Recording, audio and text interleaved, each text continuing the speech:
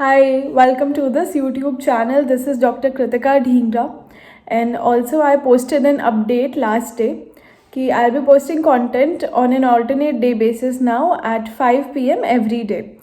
Okay, so coming back to this video, we are going to discuss about several questions that have been asked from me by all of you. So I'll be discussing and I'll be answering each one of them. And क्योंकि मुझे लगता है सबके almost similar doubts ही हैं, you all are preparing like that, the whole trajectory is going like that, तो ये doubts सबको encounter होते हैं. तो instead of replying everyone individually, I thought of making a video and so that yes doubts जिसको अभी नहीं भी realize हो रहे उनको भी ये clear हो जाए. So coming back to the first question जो मेरे से पूछा है, actually in this question he is asking about what is retrograde revision. And it is very time consuming going back to every video. I do get it, I completely understand. पर क्या ये करनी चाहिए या नहीं करनी चाहिए? सी रेट्रोग्रेड रिविजन एक भारी सी टर्म ज़रूर है, but what it means is कि आपको PYQs करने हैं या GTs जब आप कर रहे हो तो क्वेश्चन सॉल्व करके you have to go back to the main notes जिसमें वो टॉपिक डिस्क्राइब है, जिसमें उसके बारे में हर चीज़ कवर्ड है. See when you are doing a retrograde revision, I know time लग जाता है कि क्वेश्चन को आप जब अपने मेन नोट से खोलोगे, टाइम तो ऑब्वियसली इस चीज़ में लगेगा, आप क्वेश्चन को ढूंढोगे भी, लेकिन ये बहुत प्रोडक्टिव टेक्निक है इन द सेंस कि आपके इंपॉर्टेंट टॉपिक्स ऐसे बहुत जल्दी कवर हो जाएंगे.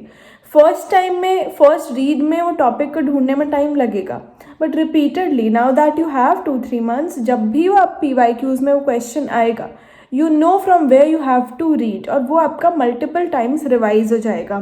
इंस्टेड ऑफ कि आप सब्जेक्ट वाइज चलो तो उस टॉपिक के जब तक टर्न आएगी तो वो ऐसे इतना फ्रीक्वेंट नहीं आएगा. रेट्रोग्रेड में if that topic is very important, if that topic is very volatile, वो बार बार आता रहेगा, उस पर कोई ना कोई क्वेश्चन आता रहेगा. तो इस तरीके से आपके इंपॉर्टेंट टॉपिक्स रिवाइज हो जाएंगे. I know it is time consuming but you have to do it. Initially लगता है पर you are spending enough time instead of hitting in the bushes. हम फालतू की चीज़ों में टाइम लगा रहे हैं. इफ़ यू नो समथिंग कि आनी ही है, बहुत इंपॉर्टेंट है, why not put our time and energies in to that.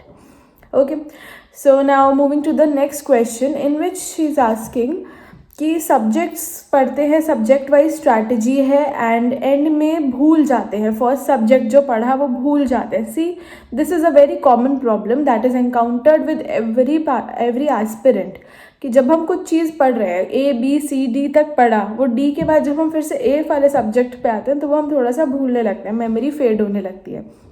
इसी चीज़ को एनकाउंटर करने के लिए एक स्ट्रैटेजी है जो हर जगह बोली जाती है कि कस्टम मॉड्यूल और GTs करो. क्यों बोलते हैं हम इसको? क्योंकि GT करते हुए हम पूरे 19 सब्जेक्ट्स को डील करें. Same goes with custom module, हम पूरे 19 सब्जेक्ट्स को इसमें डील करें. सो उस टाइम पे आप 19 सब्जेक्ट्स को एक साथ एक टाइम पे सोच रहे हो उसके बारे में. सो इसलिए अगर आप सब्जेक्ट्स को भूल भी रहे हो डजेंट मैटर, लेकिन आप रोज़ अगर अपने GTs और custom module previous year questions को सारे रिवाइज कर रहे हो रेट्रोग्रेड तरीके से ही, तो वो टॉपिक्स भी आपके कवर हो जाएंगे. और होता है कि आप इनिशियली भूलते हो फर्स्ट रीड में, सेकेंड रीड में, पर इवेंचुअली थर्ड फोर्थ रीड तक आपको लगेगा कि चीज़ें आपको क्लियर हो रही हैं. सो अभी सेकेंड रीड पे अपने रिविजन को इस तरीके से एनालाइज मत करो कि आप भूल गए हो. मशीन तो नहीं हो ना कि 19 सब्जेक्ट्स इकट्ठे एक चिप लगा दिए फीड हो जाएंगे. थोड़ा थोड़ा साथ साथ चलना पड़ेगा, और वॉलेटाइल टॉपिक्स भी हैं. तो ये जो ड्यूरेशन है पूरा प्रेपरेटरी फेज़ है. अगर एक रीड में ही हो जाना होता तो ये बोलते ना कि भाई 1 महीने में ही सारी रिविजन हो जाएगी, दे देना एग्ज़ाम.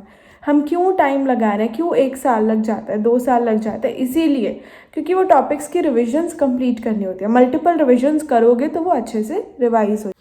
नेक्स्ट क्वेश्चन है, ही इज़ आस्किंग कि स्कोर 140 क्वेश्चंस पे करेक्ट है, आगे का कैसे करना है. See first of all you should be very much proud of yourself अगर आपकी 140 क्वेश्चंस अभी से ठीक होने लग गए हैं. 140 करेक्ट है तो आप आगे जाके बहुत अच्छा स्कोर अचीव कर सकते हो. सेकेंडली आगे बढ़ाना तो है ही score. We can not stuck at this, we can not हम यहाँ पे स्टक भी नहीं रह सकते, आगे तो बढ़ना ही है. क्या करना है कि वो जो 60 क्वेश्चंस आपके रह गए हैं उस 60 क्वेश्चंस को आपको फिगर आउट करना होगा. जो गैप रह गया है क्वेश्चंस का, क्या ये वो क्वेश्चंस हैं जो आपने कभी नहीं पढ़े, नंबर 1, या फिर जो आपने पढ़े थे लेकिन आप उनको भूल गए हो, दिस कुड बी नंबर 2, कि ऑब्वियसली कोई चीज़ या तो पढ़ी ही नहीं या पढ़े थे और वो भूल गए हो। या तीसरी चीज़ हो सकती है कि वो टॉपिक आपने पढ़ा था पर वो पार्ट उस टॉपिक का नहीं पढ़ा, जो क्वेश्चन जिस चीज़ से पूछा है वो आपने नहीं पढ़ा। सी फर्स्ट ऑफ ऑल, अगर वो टॉपिक ही नहीं किया आपने, इम्पॉर्टेंट टॉपिक है, अगर वो पूछा गया है जीटी में तो अब उसको पढ़ लो। अगर आप अपने अनकवर टॉपिक्स कवर कर लोगे तो स्कोर अपने आप इंक्रीज होने लगेगा। दूसरी चीज़ कि अगर आपने पढ़ा था भूल गए उससे क्वेश्चन गलत हो गया तो या तो वो डिज़र्व करता है आपकी छोटी कॉपी में आना, या फिर उस टॉपिक को रिपीटेड रिविजन्स की ज़रूरत है। रिविजन्स करोगे तो वो टॉपिक अच्छे से क्लियर हो जाएगा। तीसरी चीज़ कि अगर उस टॉपिक से आया लेकिन आपका वो एलिमेंट ही उसमें नहीं था तो ज़रूर उस चीज़ को अपने नोट्स में ऐड कर लेना, क्योंकि हो सकता है अगर ये क्वेश्चन बना है तो देयर इज़ अ पॉसिबिलिटी कि फाइनल एग्ज़ाम में भी ऐसा क्वेश्चन बन जाए, क्योंकि ये जो जीटीज़ डिज़ाइंड होते हैं ना, they are designed in a way to cover to the most predictable questions जो प्रीवियस ईयर क्वेश्चंस पे बन सकते हैं। तो अगर आपने वो टॉपिक ही कवर नहीं किया है, उस टॉपिक का कुछ एलिमेंट नहीं है तो वो नोट्स में डाल लेना, नहीं पढ़ा है तो कर लेना। तो इस तरीके से आपको वो 60 क्वेश्चंस के गैप को एनालाइज करना है। अगर तो वो मेमोरी बेस्ड क्वेश्चंस गलत हो रहे हैं तो मतलब आपका कंटेंट रेडी है, आपको रिपीटेड रिविजन्स की ज़रूरत है।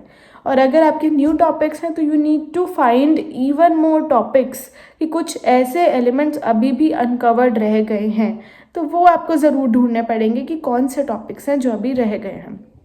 ठीक है, so these were reply to the some of the DMs दैट I've got on Instagram, and sometimes it's not possible for me to reply immediately. I might take 2-3 days क्योंकि बहुत सारे DMs आ जाते हैं, and sometimes I feel कि ऐसे address कर देने से सबको उसके आंसर्स मिल जाएंगे। सो ऐसा नहीं है जो मेरे पास कमेंट्स आते हैं कि ये तो रिप्लाई ही नहीं करती, मैं रिप्लाई करूँगी। आप DM करो अपने डाउट्स को and I will reply to it. Thank you for watching.